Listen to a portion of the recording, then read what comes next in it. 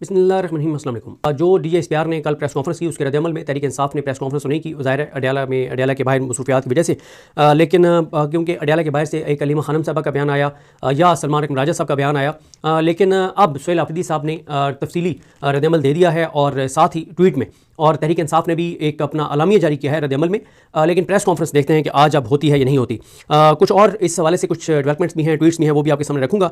सुहेल आफरीदी साहब ने ट्वीट किया है और कहा है कि इमरान खान साहब पाकिस्तान के मकबूल और अवामी एतमाद रखने वाले कबूल तरीन लीडर हैं और पाकिस्तान तहरीक इंसाफ इस वक्त मुल्क की सबसे बड़ी सियासी जमात की हैसियत रखती है। ऐसे में DGISPR की जानिब से पाकिस्तान के एक मकबूल सियासी कायद और साबिक वज़ीर-ए-आज़म के बारे में सियासी नोयत के और हक़ाइक़ के बरक्स बयानात ना सिर्फ एक रियासी इदारे के वकार के मुनाफी हैं, बल्कि जमहूरी अक़दार और आईनी रूह के साथ भी संजीदा मजाक के मुतरादिफ हैं। ये बात वाज़ेह रहनी चाहिए कि किसी भी मुमकिना मिलिट्री ऑपरेशन की मुखालफत सिर्फ पाकिस्तान तहरीक इंसाफ तक महदूद नहीं, बल्कि खैबर पख्तूनख्वा की तमाम सियासी और मजहबी जमातें और हर मकतबा फ़िक्र से तल्लुक़ रखने वाले अफराद इस मौक़िफ़ पर मुत्तफ़िक़ हैं कि मिलिट्री ऑपरेशन किसी भी मसले का देर पर हल नहीं होता। मसला सिर्फ ये नहीं कि रियासत दहशतगर्दी के खिलाफ संजीदा नहीं, यानी वो वाज़ेह तौर पर कह रहे हैं कि रियासत संजीदा नहीं, मसला सिर्फ ये नहीं है कि रियासत संजीदा नहीं है, बल्कि मसला ये भी है कि फ़ैसले ज़मीनी हक़ाइक़, मुंतखब नुमाइंदों, मकामी आबादी और सूबाई हुकूमत को एतमाद में लिए बगैर किए जा रहे हैं। ज़मीनी हकीकत यह है कि आज भी खैबर पख्तूनख्वा के मुख्तलिफ अज़ला में अवाम अदम तहफ़्फ़ुज़, मुआशी जमूद, नकल मकानी के खदशात और रियासती पॉलिसीज़ पर अदम एतमाद का शिकार हैं। और ये बात दुरुस्त है। हम KP में जाते हैं, लोगों का सबसे बड़ा खौफ ये है कि मिलिट्री ऑपरेशन यहाँ पे शुरू होगा, हमें नकल मकानी करनी पड़ेगी। वो लोग जिनकी बेटियाँ कभी उनको मतलब ज़ाहिर है वो अगर तालीमी इदारों में भी जाती हैं तो एक वहाँ का एक कल्चर है, तो वहाँ पे जिस तरह से KP में पर्दे की पाबंदी है मोस्टली इलाकों में, लेकिन जब कोई वहाँ से घरों से दर बदर होता है और वो कहीं से उनको निकाला जाता है और वो कैंप्स में जाते हैं, तो ज़ाहिर है फिर ना तो वो पर्दे का वो इंतज़ाम होता है और ना ही वो घर जैसी सहूलियात होती हैं। और फिर सुहेल आफरीदी कई बार बता चुके हैं कि जो लोगों से इससे पहले ऑपरेशन में वादे किए गए थे, आज तक वो वादे पूरे नहीं किए गए। और ज़ाहिर है अपने घर से बेघर होना ये बहुत ही एक तकलीफ देह अमल और मरला होता है। उसके बाद सुहेल आफरीदी कहते हैं कि कारोबार, तालीम और मामूलात ज़िंदगी बार बार मुतासर हो रहे हैं, जबकि मकामी आबादी को फैसला साजी में शामिल नहीं किया जाता। मैंने आपको इससे पहली वीडियो में बताया था कि सुहेल आफरीदी ये नहीं कह रहे कि मुझे सुहेल आफरीदी को एतमाद मिले, वो कह रहे हैं KP के लोगों को एतमाद मिले, KP की पॉलिटिकल पार्टीज़ को एतमाद मिले, यहाँ के स्टेक होल्डर्स को एतमाद मिले। वो ये नहीं कह रहे कि मुझे सुहेल आफरीदी को एतमाद मिलो। और ये एक गलत तासुर है कि सुहेल आफरीदी या PTI की क़यादत ऑपरेशन के मुखालिफ है। नहीं, KP के लोग ऑपरेशन के मुखालिफ हैं। और उसकी आगे वजह बताई भी है सुहेल आफरीदी साहब ने। सुहेल आफरीदी साहब कहते हैं कि ये एक नाकाबिल तरदीद हकीकत है कि खैबर पख्तूनख्वा में अब तक 22 बड़े मिलिट्री ऑपरेशन और तकरीबन 14,000 इंटेलिजेंस बेस्ड ऑपरेशन किए जा चुके हैं। इसके बावजूद दहशतगर्दी का मुकम्मल खात्मा नहीं हो सका। इस सूरत हाल से यह सवाल जन्म लेता है कि कहीं ना कहीं पॉलिसी साजी और अमल दरामद में संजीदा खामियां मौजूद हैं। ऐसे में बंद कमरों में बैठकर गैर मौसर पॉलिसीज़ पर इसरार करने की बजाय एक वाज़ेह पॉलिसी शिफ्ट नागज़ीर हो चुकी है, क्योंकि इन नाकाम हिकमत अमलियों पर कौम के वसाइल बेतहाशा खर्च हो रहे हैं और आवाम की जानो माल के तहफ़्फ़ुज़ मुसलसल खतरे में है। वो कह रहे हैं कि 22 बड़े ऑपरेशन हुए हैं, 14,000 इंटेलिजेंस बेस्ड ऑपरेशन हुए हैं, अरबों खरबों कौम के खर्च हो गए हैं, उसके बावजूद दहशतगर्दी खत्म नहीं हुई। तो कहीं ना कहीं तो फिर हमारे जो पॉलिसी है उसमें खामी है। तो दोबारा बैठ के ज़रा सोच लें, ठंडे दिलो दिमाग से सोच लें, मकामी लोगों को एतमाद में ले लें, सूबे के स्टेक होल्डर से पूछ लें, इनका भी मशवरा मान लें जिनके सूबे में ऑपरेशन होना है। फिर आगे सुहेल आफरीदी कहते हैं कि इस तनाजुर में यह बुनियादी सवाल अपनी जगह कायम है कि आखिर इस बार ऐसी कौन सी ठोस जमानत मौजूद है कि एक और मिलिट्री ऑपरेशन वाकई पायदार अमन की बुनियाद रख सकेगा। अगर माजी की हिकमत अमली भारी जानी नुकसानात और बेपनाह वसाइल के इस्तेमाल के बावजूद मतलूबा नताइज ना दे सकी, तो अवाम और उनके मुंतखब नुमाइंदों को यह एतमाद कैसे दिलाया जा रहा है कि वही तरीकाकार इस बार मुख्तलिफ नताइज पैदा करेगा। वो कह रहे हैं पहले जितने ऑपरेशन हुए हैं अगर वो नतीजा खेज नहीं हुए, तो अब क्या गारंटी है कि अब जो 23वां ऑपरेशन आप करेंगे तो ये नतीजा खेज होगा। और ये अगर हिकमत अमली पहले वाली है जो 22 ऑपरेशन में थी, तो अब फिर ये नतीजा कैसे मुख्तलिफ देगा अगर हिकमत अमली वही है, तरीकाकार वही है। आगे वो कहते हैं कि पॉलिसी साजी में शफाफियत, वाज़े अहदाफ और काबिल पैमाइश नताइज के बगैर किसी भी नए इक़दाम से अमन के बजाय मजीद गैर यकीनी सूरत-ए-हाल जन्म लेने का खदशा रहेगा। यानी वो कह रहे हैं कि हदफ एक तो ट्रांसपेरेंट शफाफ पॉलिसी होनी चाहिए, वाज़े हदफ होना चाहिए और उस हदफ को जांचने का भी कोई मैकेनिज्म होना चाहिए। यानी आप ये कहते हैं कि हम 3 महीने में ऑपरेशन करेंगे और हदफ हमारा यह है कि हमने ये करना है। हर हफ्ते आवाम के सामने आए कि एक हफ्ता गुजर गया, अब ये नतीजे हासिल हो गए, अब ये हो गए, अब ये हो गए। वो कह रहे हैं वाज़ेह पॉलिसी होनी चाहिए और उसको जांचने का कोई मेयार होना चाहिए और अवाम का एतमाद और अवाम को इन्फॉर्म करें आपके ये चीज़ें हो चुकी हैं और ये रहती हैं। वो सूबा जिसने दहशतगर्दी के खिलाफ जंग में तकरीबन 80,000 कीमती जानों की कुर्बानी दी, उसके अवाम और उनके जमहूरी मैंडेट को दहशतगर्दी से जोड़ना नहायत अफसोसनाक और तकलीफ देह अमल है। एक रियासती इदारे के नुमाइंदे का इस तरह की मनफी सोच ना सिर्फ कौमी यकजहती को नुकसान पहुंचाती है, बल्कि मेरे अजीम मुल्क पाकिस्तान के इस्तेहकाम के लिए भी नुकसानदेह साबित हो सकती है। यह भी एक तल्ख हकीकत है कि 12 खबरदार करने के बावजूद खैबर पख्तूनख्वा में दहशतगर्दी को दोबारा दाखिल होने दिया गया। और खुद साख्ता बयानियों के जरिए इसके फैलाव में इजाफा हुआ। 2 दहाइयों पर मुहित मुसलसल कुर्बानियों के बावजूद एक सूबे के अवाम को बेमकसद और गैर संजीदा प्रेस कॉन्फ्रेंस के जरिए मुर्दे इल्जाम ठहराना हमारे शोधा और उनके लवाकिन की कुर्बानियों की सरीह तौहीन है, जो किसी सूरत काबिल कबूल नहीं है। बहुत सख्त उन्होंने बात की है।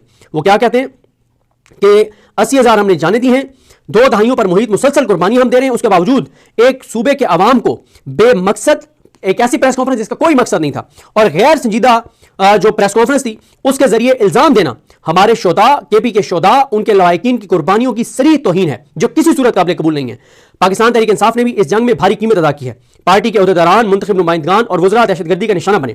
किसी को गोलियों से शहीद किया गया और किसी ने धमाकों में जामे शहादत नोश किया। ऐसे में एक रियासती इदारे के डायरेक्टर जनरल की जानिब से गैर जिम्मेदाराना और गैर मुदल्लिल इल्जामात न सिर्फ पाकिस्तान की सबसे मकबूल सियासी जमात के खिलाफ नफरत को हवा देते हैं, बल्कि यह तासुर भी देते हैं कि गोया किसी सियासी कुव्वत को दहशतगर्दों के रहमो करम पर छोड़ने की ख्वाहिश जो है वो पॉलिसी का हिस्सा बन चुकी हो, जो एक खतरनाक और अफसोसनाक सोच की आकाश है कि आप तो दहशतगर्दों के रहमो करम पर एक पाकिस्तान की सबसे मकबूल जमात को डाल रहे हैं, ये कहकर कि इन पे हमले क्यों नहीं होते।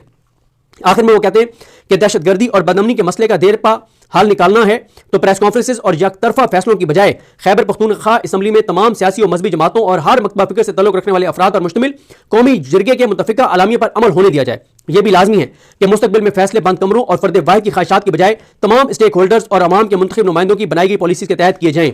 यह बात सोहेल आफरीदी साहब बिल्कुल ठीक कह रहे हैं कि केपी में जो अमन जिरगा हुआ था उसमें पीपल्स पार्टी, नून लीग, ANP, JYF तमाम केपी के स्टेक होल्डर्स ने कहा था कि मिलिट्री ऑपरेशन एब्सोल्युटली नॉट, नहीं होना चाहिए मिलिट्री ऑपरेशन, और अफगानिस्तान के साथ बामानी बातचीत होनी चाहिए, यह सब ने कहा था। अब जी तहरीक इंसाफ का रद्द-ए-अमल भी सुन लें। पाकिस्तान उनकी जानिब से कहा गया कि पाकिस्तान तहरीक इंसाफ DGISPR की जानिब से आज की गई प्रेस कॉन्फ्रेंस पर शदीद तशवीश और अफसोस का इजहार करती है।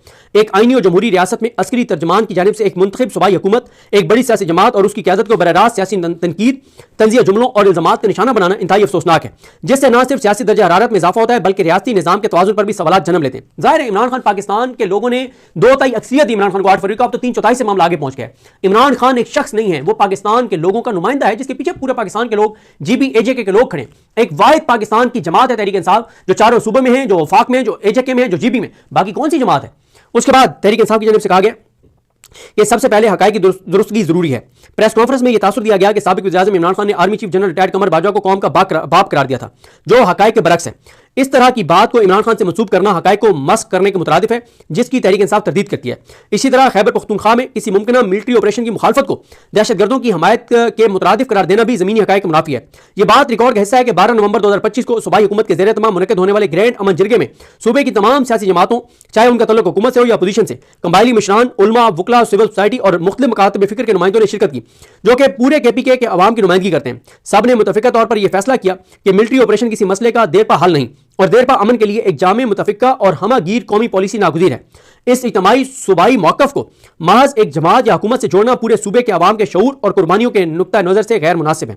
भाई आप तहरीक इंसाफ को क्यों कह रहे हैं कि ये ऑपरेशन नहीं चाहते? पूरे सूबे के बड़ों ने, मिशरान ने, जो मलिक हैं, जो बुजुर्ग हैं, जो मजहबी जमातें, सियासी जमातें, चाहे वो नून लीग है, पीपल्स पार्टी, ANP, JYP, सब ने यह कहा। आगे कहा गया कि पाकिस्तान तहरीक इंसाफ इस समर पर भी गहरे दुख और हैरत का इज़हार करती है कि प्रेस कॉन्फ्रेंस में यह तासुर दिया गया कि दहशतगर्द पाकिस्तान तहरीक इंसाफ को निशाना क्यों नहीं बनाते। यह बयान ज़मीनी हकायक के बिल्कुल बरक्स है।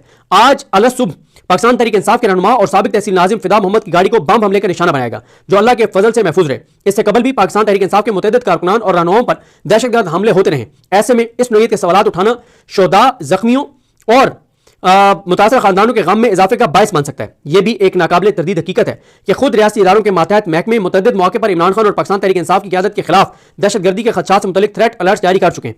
इमरान खान खुद एक दहशतगर्द और कातलाना हमले में शदीद जख्मी हुए। इस पस मंजर में यह तासुर देना कि पाकिस्तान तहरीक इंसाफ दहशतगर्दी से महफूज है या इसका निशाना नहीं बनती, हकायक से सरफ नज़र और अफसोसनाक तर्ज अमल की अक्कासी करता है। आखिर में उन्होंने कहा है कि पाकिस्तान तहरीक इंसाफ इस बात पर भी शदीद तफज़ात का इज़हार करती है कि बार बार हमारे कायद इमरान खान को तनकीद का निशाना बनाया जाता है, जबकि उन्हें मुलाकातों की इजाज़त तक नहीं दी जा रही, ना ही उन्हें उन इल्ज़ामात का जवाब देने का मौका फराहम किया जा रहा है। एक ऐसे सियासी कायद पर सरेआम तनकीद करना जो नाहक कैद में है, जो अपने दिफा का बुनियादी हक इस्तेमाल नहीं कर सकता और जिसकी आवाज़ को दानिस्ता तौर पर दबाया जा रहा है, यह भी किसी भी तरह से मुनासिब नहीं लगता। सबसे तशवीशनाक पहलू यह है कि तर्जमान की प्रेस ब्रीफिंग में एक सूबे और एक सियासी जमात की क़यादत की तस्वीर और तकरीर दिखाकर सियासी गुफ्तगू की गई, जो कि मुल्क के अहम तरीन दिफाई इदारे के शायान शान नहीं है। पाकिस्तान तहरीक इंसाफ वाज़ेह करना करना चाहती है कि हम दहशतगर्दी के खिलाफ हैं, आइन की बालादस्ती पर यकीन रखते हैं और रियासत के तमाम इदारों के साथ कानून के दायरे में रहते हुए ताउन के ख्वाह हैं। मगर सियासी इख्तिलाफात को प्रेस कॉन्फ्रेंसिस में ज़ेरे गुफ्तगू लाना मुल्क को अदम इस्तेकाम की तरफ ले जाएगा। आज की प्रेस कॉन्फ्रेंस अफसोसनाक थी और उसने कई संजीदा सवालात को जन्म दिया जिन पर बतौर कौम गौर करना नागुज़ीर है। दहशतगर्दी जैसे संगीन कौमी मसले पर सियासत नहीं होनी चाहिए। पाकिस्तान तहरीक इंसाफ ने हर सतह पर दहशतगर्दी की हमेशा खुलकर मजम्मत किया है और नेशनल एक्शन प्लान पर अमल दरामद की मुसलसल हमायत की है। दहशतगर्दी से मुतल्लिक तमाम अहम इजलासों और आला सतही मीटिंग्स में पार्टी क़यादत और साबिक वज़ीर आला ने भरपूर शिरकत की, जहां खैबर पख्तूनख्वा हुकूमत की कोशिशों को सराहा भी गया। एपेक्स कमेटी के इजलासों में वज़ीर आला की बाकायदा शिरकत रही और वफाकी हुकूमत या किसी भी रियासती इदारे की जानिब से कभी यह निशानदेही नहीं की गई कि खैबर पख्तूनख्वा असम्बली में खैबर पख्तूनख्वा हुकूमत ने किसी भी मामले पर अदम तामुन का मुजाहरा किया हो। और अभी तक तहरीक इंसाफ कह रही है कि एक सबूत नहीं रखा गया कि जो आप कह रहे हैं कि तहरीक इंसाफ और दहशतगर्दों का गठजोड़ है, एक सबूत आपने सामने नहीं रखा। और उसके बाद तहरीक इंसाफ की जानिब से कहा गया कि दहशतगर्दी की ज़द में चाहे पाकिस्तान तहरीक इंसाफ का कोई कारकुन आए, मुस्लिम लीग नून से तल्लुक रखने वाला हो या पीपल्स पार्टी का, उसका नुकसान किसी एक जमात का नहीं बल्कि पूरे पाकिस्तान का होता है। और दहशतगर्दी जैसे कौमी मसले पर कौम को तकसीम करने के बजाय मुतहद रहना नागुज़ीर है। कोई भी पाकिस्तानी खा वो तहरीक इंसाफ से तल्लुक रखता हो या किसी और जमात का, हर पाकिस्तानी महब वतन है और किसी की हुब्बुल वतनी पर सवाल उठाना नाइंसाफी है। तारीख गवाह है कि पाकिस्तान तहरीक इंसाफ ने अंदरूनी सियासी इख्तिलाफात के बावजूद हमेशा पाकिस्तान की सलामती, खुद मुख्तारी और कौमी मफादात के मामले पर रियासत के साथ खड़े होने का फैसला किया। जब भी मुल्क को बैरूनी खतरात या सिक्योरिटी चैलेंज का सामना हुआ, पाकिस्तान तहरीक इंसाफ ने हर फोरम पर जिम्मेदाराना किरदार अदा किया और वतन के दिफा के लिए हुकूमत वक्त और रियासती इदारों के साथ तामुन किया, क्योंकि कौमी सलामती पर कोई समझौता नहीं किया जा सकता। तो बहरहाल जी देखते हैं कि चीज़ें आगे कैसे बढ़ती हैं। ये कुछ डिटेल्स थी और ये तहरीक इंसाफ और सुहेल खान आफरीदी साहब का रद्द अमल था। कुछ ट्वीट्स थे, उनका जिक्र करना था, वो नेक्स्ट वीडियो में करेंगे। मुझे अपनी दुआ में याद रखें। अल्लाह करीम हम सबका हामी नासर हो। अल्लाह हाफ़िज़।